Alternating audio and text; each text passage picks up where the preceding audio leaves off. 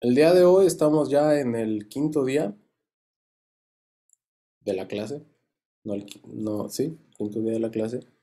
Y vamos a hablar de regresión logística, la entropía cruzada binaria y de métricas de error. ¿Cómo queda esto en contexto? Bueno, pues la última vez en clase hablamos de la regresión lineal, que tomamos la ecuación de la línea y si tenemos ciertas características podemos usar coeficientes para multiplicar las características, agregar un sesgo y así obtener un escalar que se convierte en y para cada punto. Pero resulta que, como ustedes vieron en los datos, cuando hicieron ya cuando hicieron su gráfica y hasta las pusieron en nuestro subreddit, sí se veía lineal la relación, pero no sé si vieron que tenía como una curvita. Entonces, el, el usar regresión lineal hasta cierto punto era como un abuso de la capacidad expresiva de los datos, porque los datos estaban expresando claramente una tendencia que no era completamente lineal. Es ahí donde nos queda que debemos de también considerar situaciones donde hay no linealidades. Lo más simple que podrían hacer sería como en lugar de hacer regresión lineal, hacer regresión hacia una función cuadrática, una función cúbica, lo cual ustedes pueden hacer. Pero ese tipo de ejercicios se hacen como en clases de aprendizaje estadístico o de machine learning más clásico. Aquí lo que queremos es como llegar a los puntos donde podemos empezar a decir que estamos entrenando una red neuronal. Entonces nos vamos a saltar algunas de esas otras técnicas y nos vamos a pasar a lo que es la regresión logística. ¿Para qué nos sirve la regresión logística? Bueno, aquí está un ejemplo. Imagínense que tienen puntos de datos y que tienen cierto número de características y las tienen organizados en esta matriz, ¿no? La mitad, imagínense también que la mitad de estos datos son tonos tocados en un violín y la otra mitad de los datos fueron características extraídas de, no sé, de una tuba. Cosas contrastantes, cosas que si tú escuchas te suenan distinto, entonces podrías pensar que puedes enseñar a una máquina a escuchar la diferencia. ¿Cómo puedes enseñar a la máquina? Pues imagínate que tienes también un vector Y que está lleno de ceros y unos y en ese vector Y, cero nosotros vamos a decir que significa violín y uno significa la tuba. Este problema se puede solucionar utilizando la ecuación de regresión logística. La regresión logística también se le conoce como la sigmoide. No sé si han escuchado hablar de una sigmoide. Bueno, aquí nuestros colegas de neurociencia yo creo que han escuchado hablar demasiado sobre sigmoides, pero esta es la ecuación de la sigmoide. Entonces, alguien que pueda ver esta ecuación y nos describa con su manita cómo se ve o qué tipo de función. Ajá, Gerardo. Ajá, sí. Se ve así, más o menos así, ¿no? Una S, ¿no? Como- Una S, sigmoide. ¿Cómo, cómo contrastarían la sigmoide con la regresión lineal? O sea, la regresión lineal es una raya, ¿no? Que va al infinito. ¿Qué diferencia hay de la sigmoide? O sea, traten de usar términos matemáticos hasta donde alcance para dejar todo bien concreto. mm, Pues a mí se me ocurre en un primer lugar que pues la recta es una sucesión de puntos. Ajá.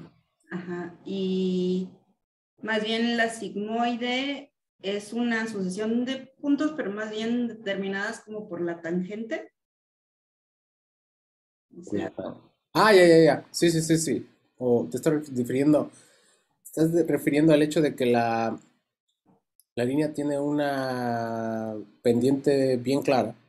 ajá, Y pero también tiene curvas. Ajá, la sigmoide tiene una curva, no una pendiente. exacto. Y esa curva tiene asociada una tangente que pues, es la Tangente. derivada.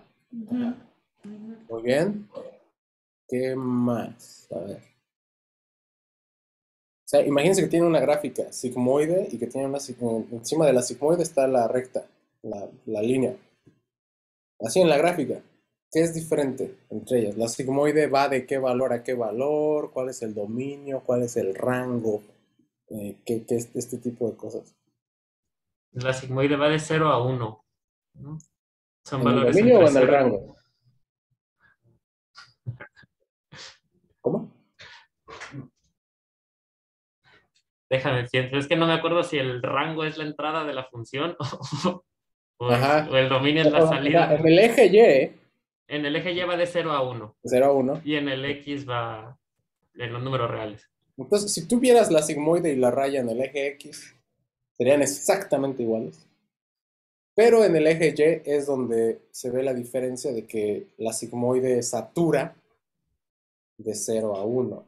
Pero algo muy importante que pensar es que la sigmoide llega a 0 o a 1 solamente en menos infinito y en más infinito. Entonces, como tal, nunca llega a 0 a 1. Está limitada por 0 y 1, pero nunca llega a 0 y 1 por el hecho de que pues, eso sucede solo a este infinito. Esta es la ecuación de la sigmoide. Entonces, como aquí pueden ver, cuando θ, que es el parámetro, yo le voy a decir el parámetro lineal, como pueden ver, θ es la línea, θ es la ecuación de la línea. Y por ser la ecuación de la línea va de menos infinito a infinito, tanto en X como en Y. Cuando θ es eh, infinito positivo, o sea, es negado, ¿cuánto es e a la menos infinito positivo? E a la menos infinito.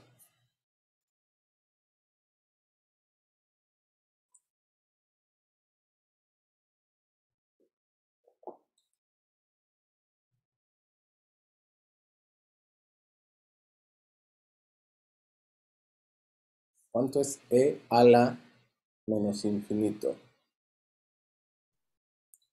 Menos infinito.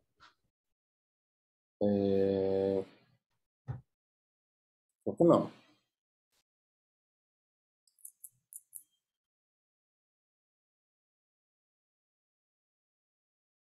A ver, póngale ahí una calculadora.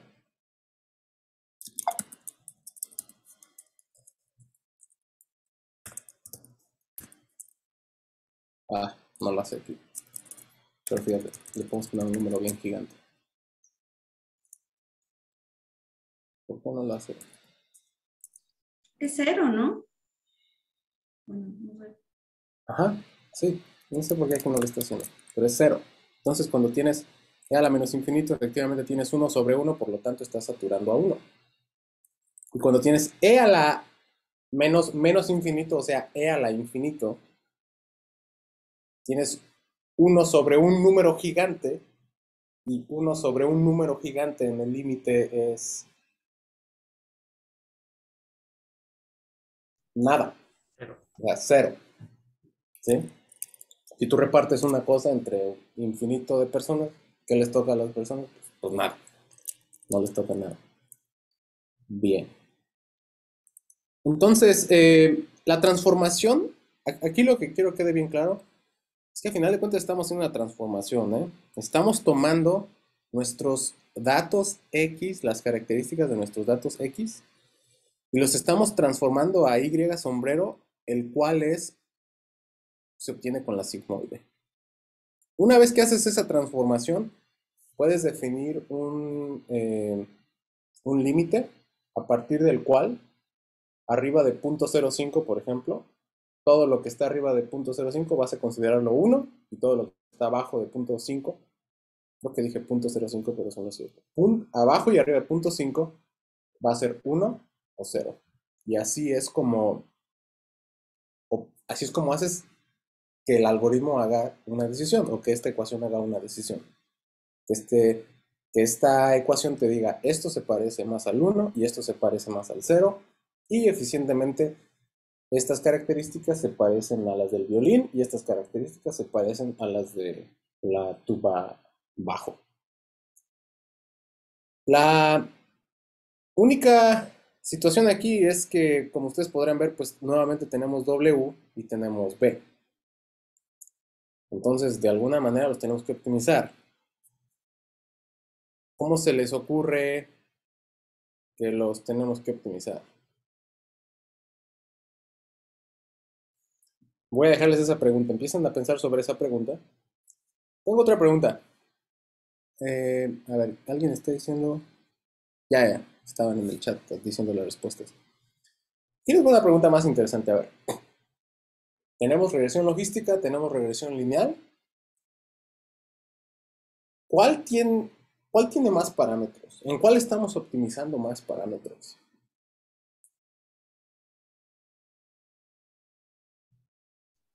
En la logística, ¿Por qué? porque hay que optimizar la recta y luego optimizar la transformación logística. Ah, no. Ok. ¿Cómo? Bueno, es que, no sé, me quedó la duda porque si son en realidad la misma cantidad de parámetros, porque la ecuación de la logística pues no cambia, ¿no? O sea, Ok. solo se optimiza la recta Ujú. Y y la recta luego es transformada por esta ecuación. por esa ecuación. Entonces, ¿cuál tiene más parámetros?